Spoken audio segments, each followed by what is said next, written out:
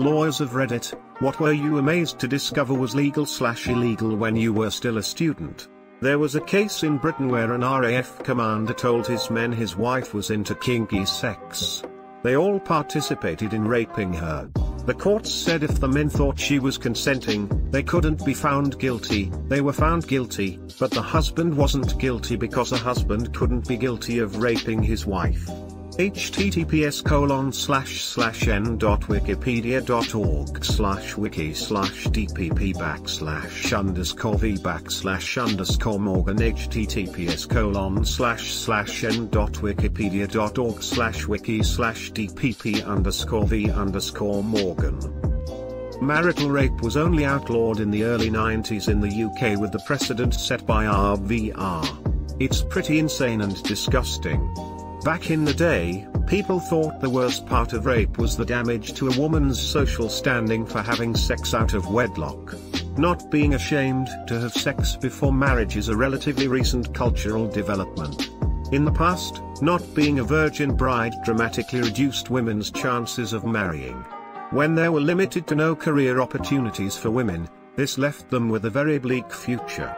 Like if a star high school pitcher got into an auto wreck that resulted in him crippling his arm, the main thought going through people's heads is not the pain of the wreck but how tragic it is that his bright and promising future as a pro baseball player was taken from him. The cultural perception around rape was similar. When people heard about spousal rape, they had a hard time seeing how the event was damaging to the wife. It's only recently that the public at large is appreciating the full depth of deep lasting psychological and physical damage that comes with rape. I think this is in large part to the reduction of the stigma of sex out of wedlock so that rape victims feel they can talk about how deeply they've been hurt when previously most would rather the world believe the rape never happened. In France it's illegal to name a pig Napoleon. Well, okay then. George Orwell would not be happy. Not a lawyer, but I'm surprised to know that in the UK you can legally own a human skull so long as it's not on public display. You show it dignity and not use it as a Halloween decoration. I'm pretty sure it's legal in most of the US without the restrictions you stated above. I believe it's going to come down to how the skull was obtained. For instance, from a legitimate archaeological dig or something would probably be fine. Actual grave robbing from down the street would not be. And as I'm just reading, it appears that Native American skulls are protected. In Australia it is illegal to register a company name which suggests a connection with Sir Donald Bradman, the cricketer. Rule 6203(e)(4) of the Corporations Regulations 2001, 100th, is to thank for that. Not a lawyer, but I was very happy when I realized an illegal operation on Windows 95 had no legal bearing to my 11-year-old self. And even if my local Linux PC says greater than future code is not in the sudo as file, this incident will be reported. Nothing is ever reported. It's reported to your sysadmin, if there's one. You can't booby trap your own property. Who could find a bra to fit around their whole property? Adverse possession. Occupy and use someone else's property like your own long enough and it becomes yours. You can even bring a quiet title action to have it titled in your name. https://n.m.wikipedia.org/wiki/adverse_possession. Yeah, but adverse possession in most places takes an extraordinarily long time and has multiple other rules. It still comes up, but mostly with "oh, the Feetney has been there for 30 years and we have been taking care of that strip of land for all that time. Look, we planted flowers and put up a swing set," while talking about an 18-inch by 45-foot strip. Some happen in forests and a lot of adverse possession cases get resolved with a proscriptive easement. Nor, "this is my lawn mower now." No takesies backsies. Lots of things cops do. Same here. Cops can lie, are trained to lie, and are encouraged to lie, and it's all legal. Just tell me where the drugs are, and I can work with you. When I was a juvenile, I had some cops lie to me about them having a surveillance video of me doing something. It never was me who did the something. I guess they were really super certain it was me, because that is a really dumb lie to tell to the wrong person. Not a lawyer, but here's an interesting 2. 1. In essence, dueling is still legal according to sections 22.01 and 22.06 in the Texas Penal Code. The law states that any two individuals who feel the need to fight can agree to mutual combat through a signed form or even just verbal or implied communication and have at it, fists only, however. 2. In Texas, if someone steals a horse they can be hung for it. Law student here, there are so many things to mention, but I'm gonna go with the gay panic defense to homicide. It's exactly what it sounds like, and repealed in many, but not all, states so far. Didn't this also extend to trans panic, where e.g., a guy finds out the girl he just banged used to be a guy? Many states have old morality laws that are obviously unconstitutional, that nobody enforces, but that the states have never bothered to repeal. For example, in Michigan, it's a crime for an unmarried couple to live together. http://www.legislature.me.go/soca0ilk5/dogso/maleg.asp. Page equals get object and object name equals emsl 750-335. My hometown has a law that two or more unrelated adults can't live in the same house. I've assumed it was set up as an anti-LGBT law back in the day. But I think they use it now to keep people from having roommates. Edit, I promise this has nothing to do with brothels. It had to do with gay people and now is used to keep it family types living there. Stop brothels is a likely reason, or gang houses.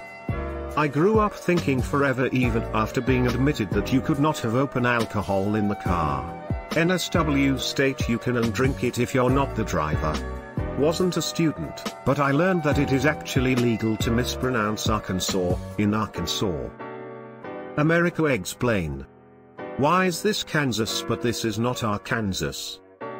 I'm a paralegal, not a lawyer, but when I was in school I was shocked to learn that my state's legal definition of mayhem wasn't making a public scene or causing damage, but rather cutting off a body part, or rendering it useless, putting out an eye, cutting out the tongue, or slitting the nose, ears, or lip of another person. All state commercials had me thinking that it was just kind of a chaos. Edit, not that I was surprised that mayhem was against the law, just that it was that specific in how it was defined.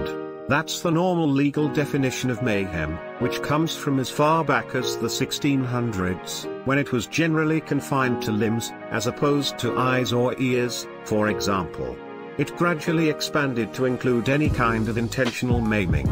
Then, like many words do when generally expressive, it evolved into something not technical at all, see moron or idiot for example. Hence the commercials.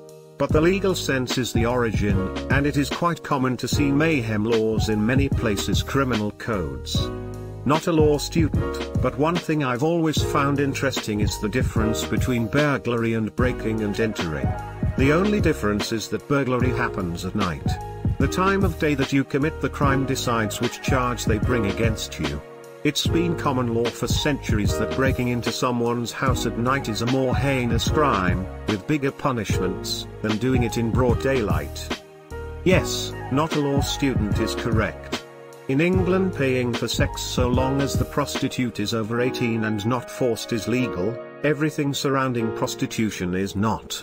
Soliciting in a public place, curb crawling, owning or managing a brothel, pimping and pandering are all crimes.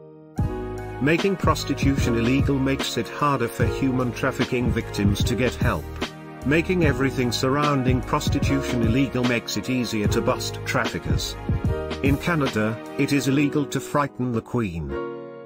That was repealed. https://laws.justice.gc.ca/eng/acts/c46/section4920030101.html, last year. Go nuts. Scare the shit out of her. It's best not to provoke her. She carries around one of those collapsing batons in her purse, and has been known to use it. Not a lawyer, but I had to read the general statutes of North Carolina, and in doing so I found out that stealing pine straw is a felony. Doesn't even specify how much. Greater than section 14 to 79.1. Larceny of pine needles or pine straw. If any person shall take and carry away, or shall aid in taking or carrying away, any pine needles or pine straw being produced on the land of another person upon which land notices, signs, or posters prohibiting the raking or removal of pine needles or pine straw have been placed in accordance with the provisions of GS 14-159.7, or upon which posted notices have been placed in accordance with the provisions of GS 14-159.7, with the intent to steal the pine needles or pine straw, that person shall be guilty of a Class H felony. 1997 to 443, S. 19.25 AA. Private discrimination. Totally legal to have a whites-only country club in the US. Lyndon Johnson was famously a huge asshole, but I do really enjoy the story of him integrating his Texas 40 Acres Club. He just showed up to a New Year's ball with his staff.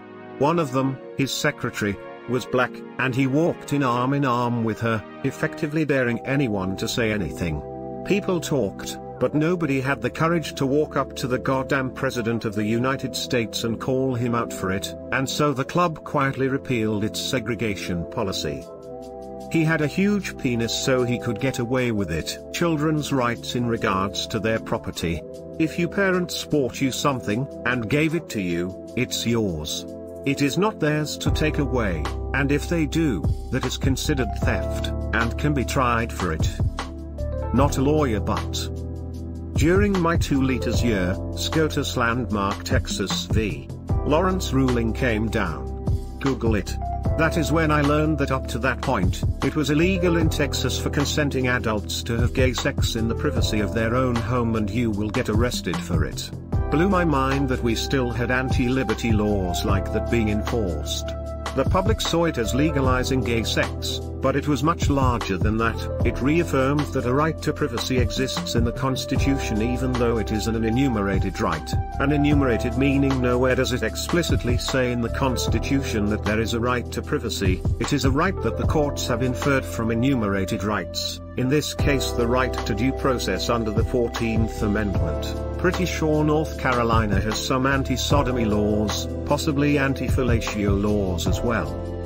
They are unconstitutional under Lawrence v. Texas. State anti-sodomy laws are an infringement of your right to privacy and liberty under the 14th Amendment. The laws are unenforceable. I'm not studying law and will never be, but when I learned that you can turn on the light in the car while driving without being arrested, I had a feeling that my whole life was a lie. What made anyone think that was illegal in the first place? Parents who hated windshield glare. Adverse possession of real estate. You can literally just start using someone's property, and if you do it openly, and meet a few other criteria, it becomes yours. Greater than meet a few other criteria. I like how you just minimize the majority of conditions like they're easy. Easiest elements to remember in law school with the following mnemonic device. A hooker on every corner. Actual possession. Hostile, with the intent to possess as his own. Open and notorious, clearly visible. Exclusive, use the property for his own use, not shared. Continuous, without lapse. First cousins can get legally married in a lot of states. West Virginia is not one of those states. Before Obergefell v. Hodges 2015, more states allowed first cousin marriage than gay marriage. In Czech Republic, preparing tax fraud was legal till 2 years ago. And preparing to fraud EU subsidies is legal to this day. In the UK, it's illegal to borrow a library book if you have food poisoning. It is still legal in VA to brandish a weapon around a homosexual, if you feel that individual is making a sexual advance. Got mugged in Richmond, this was the guy's defense. Does a whip count as a weapon? Does this mean some gay bars in VA have some very kinky flirting? Asking for a friend, of course. I am most surprised at people's misperceptions about their private right to violence. Most places in the US, many people think there are lots of situations where they could harm someone with impunity. In reality, there are very few situations in which using violence is legal. Even in some situations where using violence is necessary, proving it in court, civilly or criminally, can ruin you. Violence should be your last resort. There have been 2 people arrested in recent years in my state for shooting at someone, once because a teen knocked on their door in the middle of the day. They fired a shotgun while the teen was running away. After the teen saw the gun, so teen was not up to something nefarious to warrant running, and that was the person second in said it with a gun. Second, a woman saw someone run from a store and security chasing them, possibly yelling "Stop thief." She started shooting in a parking lot, you know, the place all the people coming into and out of the store are going to be. She was stunned that no one appreciated her efforts. I mean, I kinda had the impression that once the person is running away, you definitely aren't in the right because you're no longer in danger if they're running. These examples aren't exactly a gray area. I'd have to get my law school books out to verify these ones, but if memory serves me correct, it's still legal to use corporal punishment on students in public schools in most states. I believe chemical castration is still legal under the Constitution and does not qualify as cruel and unusual punishment. I want to say the last case was in the Kansas or Oklahoma back in the 30s or 40s. There is an episode of the practice called Police State, where a cop is shot and they arrest 2 suspects, A and B. The cops torture A, who confesses that B shot the cop. B is then arrested, and the DA uses the threat of prosecution to coerce B into testifying against A.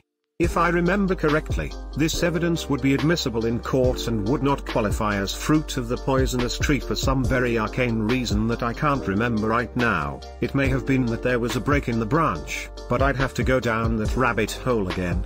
Nobody can have an ownership right in a dead body. I took a class called Funeral and Cemetery Law, and that was one of the weirder things. However, there are a number of weird logical steps that can be taken to allow cadavers to be sold, to allow the body's exhibit, and to allow for wills to speak to how a body shall be handled after death.